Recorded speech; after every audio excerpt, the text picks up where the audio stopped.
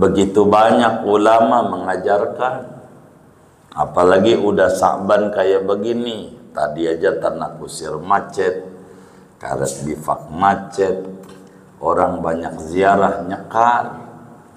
Yang kadang suka dinyinyirin juga, mau ngapain nyekar-nyekar segala macam. Lah ada anak ingat sama orang tua masih disalahin. Coba salahin, itu masih bagus ada nyekar, ada Ramadan, ada Idul Fitri. Kalau dihilangin udah wassalam, warisannya mau, kontrakannya saban bulan diambilin, orang tua yang ngegedein dia kagak ingat. Aduh, mau ngapain hidup? Itu udah bagus. Ngapa zarahnya di Sa'ban? Masih bagus dibanding Anda ngomong mulu, nyelak mulu, ziarah kagak. Begitu. Ada yang model kayak begitu? Enggak ada, alhamdulillah. Ngapain? Ini kan gambaran anak bakti sama orang tua ingat. Masa ingatnya di Sa'ban? Masih bagus ada ingat. Begitu, kita tinggal doain moga ingatnya saban hari. Begitulah hidup.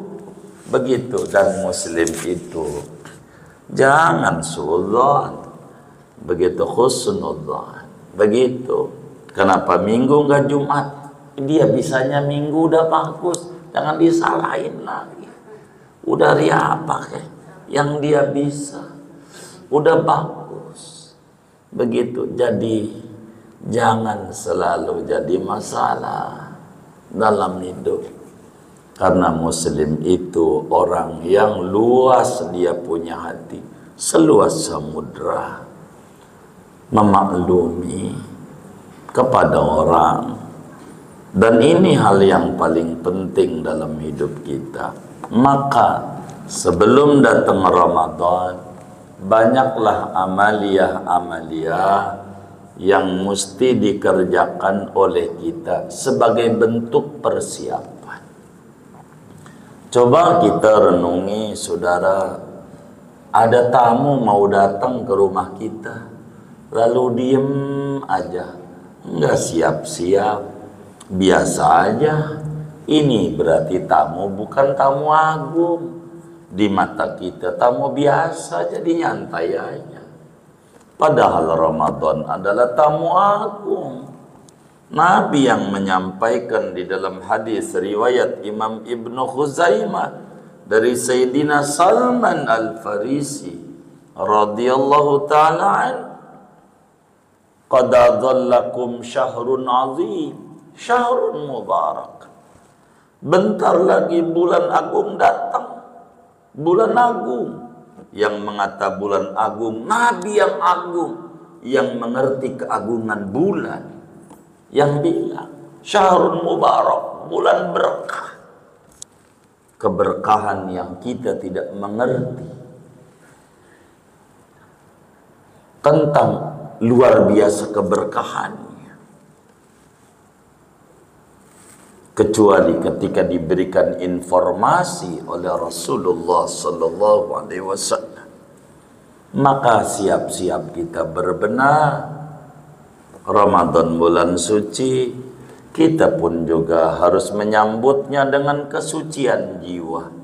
Maka adalah sebagian muslim merasa kurang bakti dulu waktu orang tua masih hidup, sering mendurhakai, maka dia taubat kepada Allah dengan dia berziarah ke kubur orang tuanya. Imam Suyuti, ulama besar, pakar hadis, pakar tafsir, multidisipliner yang wafat tahun 911 Hijriah, dalam kitabnya Syarhus Sudur, beliau meriwayatkan hadis, innal abda la turfa'u darajatuhu fil jannah faqala ya rabbi anna li hadha faqala jalla wa ala bistighfari waladika lak. Sesungguhnya seorang hamba Allah ditinggikan derajatnya di surga, yang tadinya rendah di emperan ini bisa tinggi banget. Sampai dia bertanya kepada Allah, ya Rabb, Dari mana ini surga tinggi amat? Saya ibadah jujur pas-pasan di dunia. Tapi kenapa tempat saya tinggi? Anakmu ziarah, anakmu kirim doa, anakmu nyekar, anakmu memohonkan ampun kesalahan. Maka istighfar yang kita baca demi ayah bunda kita, bila dia ahli surga, dia akan meninggikan derajat dia di surganya. Bila dia termasuk orang yang banyak pelanggarannya dulu waktu hidupnya, akan mengentaskan dia, mengangkat dia daripada ahli neraka menjadi ahli surga meski di emperan. Betapa beruntungnya orang tua yang memiliki anak dan mengerti pesan mulia itu dari Nabi Yuna Muhammad sallallahu alaihi wasallam. Beruntung orang-orang yang punya keturunan yang sayang kepada ayah bundanya. Betapa pentingnya menghubungkan rohani kita dengan orang-orang tua yang telah ada di alam barzakh.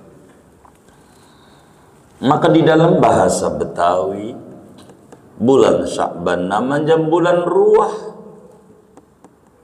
Bulan menyambungkan roh kita dengan roh para leluhur kita. Tanpa mereka kita nggak ada. Kita bisa ngaji kayak malam hari ini bukan karena kita sehat, bukan karena kita kuat. Kita bisa dagang lancar bukan karena kita otaknya cerdas, bukan. Tapi karena rintihan dan tangisan ibu bapak kita. Dengan terbata-batanya mereka minta kepada Allah, ya Rabb, anakku demen sama tempat kebaikan, anakku tinggikan derajatnya. Tangisan itu menggoyangkan arsy Allah, menembus jalan-jalan tikus menuju langit. Sampai kita usaha dikasih lancar, mau duduk di majelis ilmu, bukan karena apa-apa. Hebatnya ayah bunda kita, meski nampak mereka ibadah kurang, tapi betapa manjurnya mereka. Sampai ada di antara kita yang punya jabatan tinggi di kantornya, ada di antara kita yang dagangnya lancar, ada di antara kita yang mau duduk di majelis ilmu, mau ibadah. Itu bukan karena apa-apa. Ayah bunda kita orang hebat. Meski mereka terbata-bata bahasa memintanya kepada Allah, tapi mereka penuh dengan ketulusan. Lalu kemudian sesudah kita jadi orang, lalu kita lupakan itu bapak ibu kita. Ziarah juga kagak. Sampailah ada nyekar, masih juga kita salahin. Ziarah kagak. Inna lillah wa inna ilaihi raji'un. Mau apa kita kalau kita tidak ingat kepada kebaikan ayah bunda kita? Bukankah Nabi menyampaikan ridallah fi ridal walidain? Allah akan senang sama kita bila ayah bunda kita senang sama kita. Dengan ngaji aja kayak begini, saudara, yang bapak ibunya udah dikubur nyengir-nyengir, dikuburnya senyum, girang. Malaikat anterin itu ganjaran bentuknya cahaya. Nih anakmu duduk di majelis ilmu di Masjid Muhajirin, terang. Ada kalanya rada redup. Dia nanya, ya Rob, kenapa redup? Anakmu ngaji mau ngaji tapi ngantuk. Begitu. Jadi guru baru 5 menit 5 watt. Ya namanya 5 watt lah. Begitu. Jadi saudara, kita harus berbenah. Salah satunya kita bertaubat atas kita kurang baktinya sama orang tua kita yang sudah meninggal. Dan dulu ada sahabat Nabi bertanya kepada Rasulullah sallallahu alaihi wasallam mewakili kita. Hadisnya sahih di dalam Sahih Ibnu Hibban. Dia nanya sama baginda Nabi, ya Sayyidi ya Rasulullah, inna abawaya qad halaka fahal baqiya min birrihima ba'da mautihima syai'? Kanjeng Rasul, umiku udah wafat, abahku lebih dulu sebelum ibuku. Saya dulu kurang nyenengin sama orang tua, nyusahin mulu. Sekarang baru sadar pas punya anak, betapa bengalnya anak gara-gara saya bengal sama orang tua. Fahal baqiya min birrihima ba'da mauti masyai, masih adakah jalan bakti anak kamu orang tua yang udah dikubur? Kata Nabi, na'am, iya. As-salatu alaihima, doakan. Wal istighfaru lahuma, mintakan ampun kesalahannya. Wa infadu ahdihima, penuhi kepengenan dan pesan-pesan. Wasilatur rahim allati la rahimalaka illa min kibalima, sambungkan tadi kekerabatan yang Anda tidak punya kerabat kecuali lewat jalur ayah dan ibu Anda. Jadi betapa banyak Islam tidak menutup pintu kedurhakaan kita sama orang tua dulu masih hidupnya, kurang nyenengin. Dari kecil diurus sama orang tua kita, nggak bisa apa-apa, beliin baju, dia mau tidur, kita nangis, bangun, ngantuk juga, netein kita. Dijual lah, dia punya tabungan dikeluarin, tanah dijual buat nyekolahin kita, ngegedein kita. Kita udah sukses ngurusin anak orang lain yang disebut bini kita. Lalu kemudian orang tua kita meninggal masih kagak ingat juga. Mau sampai kapan kita mau bersyukur sama orang tua? Maka Sa'ban itu pintu sebelum datang Ramadan, berbenah diri. Kita jangan tidak berziarah ke orang tua. Jauh, kudu nyebrang lautan. Ya ada JNE, kirim paket, kirim doa, kirim doa. Allah bakal nyampein. Kalau nggak nyampe, menuduh Rasulullah sesat dia.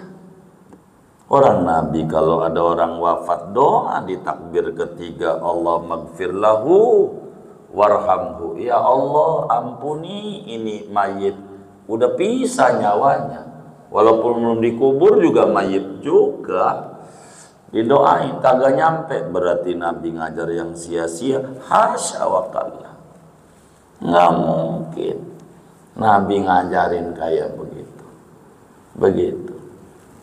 Tentu kalau Nabi ngajarin betapa manfaatnya kebaikan yang dilakukan anak untuk orang tuanya. Karena itu saudara, sebelum Ramadan datang, tamu agung, kita bebenah.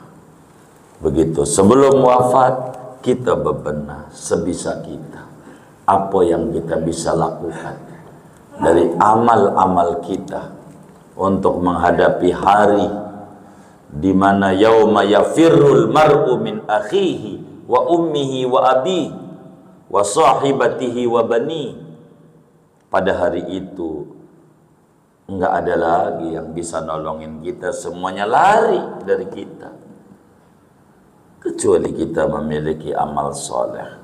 Maka mumpung masih hidup, mari kita manfaatkan hidup kita yang sementara ini sebaik-baiknya, sebab umur laksana gumpalan es, dipakai habis, enggak dipakai habis juga. Umur kita dipakai ibadah habis, enggak dipakai ibadah habis juga. Mumpung masih ada kesempatan dari Allah, mari kita berupaya untuk mengisi hari-hari kita yang masih ada untuk lebih mendekatkan diri kita kepada Allah. Mudah-mudahan Allah Subhanahu wa ta'ala memberikan kita keistiqomahan di dalam agama, keistiqomahan di dalam menuntut ilmu, keistiqomahan di dalam ibadah, yang dengan keistiqomahan itu keberlimpahan barokah Allah curahkan pada kita bersama, keluarga kita, anak keturunan kita, dan lingkungan-lingkungan kita bersama. Amin ya rabbal alamin. Wa sallallahu wa sallam ala khairi khalqi sayyidina Muhammadin wa ala alihi washabihi ajmain walhamdulillahi rabbil alamin.